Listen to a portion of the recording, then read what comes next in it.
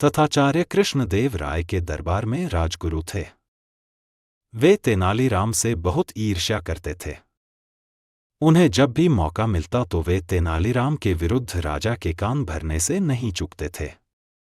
एक बार क्रोध में आकर राजा ने तेनालीराम को मृत्युदंड की घोषणा कर दी, परंतु अपनी विलक्षण बुद्धि और हाजिर जवाबी से तेनालीराम ने जीवन की रक्षा की। वे तथाचार्य के पास गए और बोले, महाराज, एक सुंदर नर्तकी शहर में आई है। वह आपके समान किसी महान व्यक्ति से मिलना चाहती है। नर्तकी ने आपकी काफी प्रशंसा भी सुन रखी है। आपको आज की रात उसके घर जाकर उससे अवश्य मिलना चाहिए, परंतु आपकी बदनामी न हो इसलिए उसने कहलवाया है कि आप उसके पास एक स्त्री के रूप में जाइएगा। तथाचार्य तेनालीराम की बातों से सहमत हो गए। सारी कहानी राजा को सुनाई। राजा की अनेक पत्नियां थीं तथा वे एक और नई पत्नी चाहते थे, अतः वे भी स्त्री के रूप में उस नर्तकी से मिलने के लिए तैयार हो गए।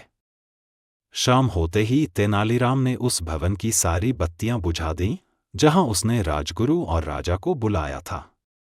स्त्री वेश में तथाचार्य पहले पहुंचे और अंधेरे कक्ष में जाकर बैठ गए।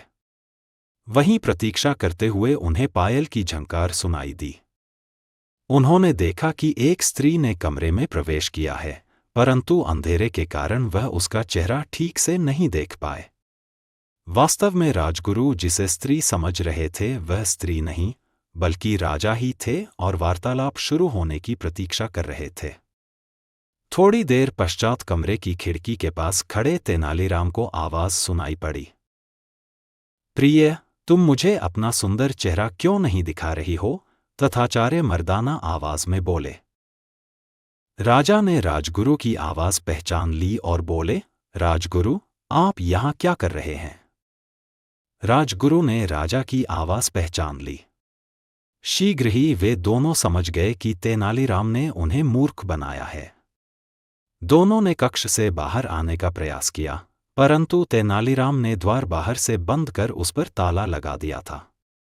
वह खिड़की से चिल्लाया, यदि आप दोनों यह वचन दें कि भविष्य में कभी मृत्युदंड देने की धमकी नहीं देंगे तो मैं दरवाजा खोल दूंगा। तेनालीराम की इस हरकत का उसे मजा भी नहीं चखा सकते थे। ऊपर से दोनों को बदनामी का डर अलग था और दोनों के पास अब कोई रास्ता भी नहीं बचा था, इसलिए दोनों ने ही तेनालीराम की बात मान ली।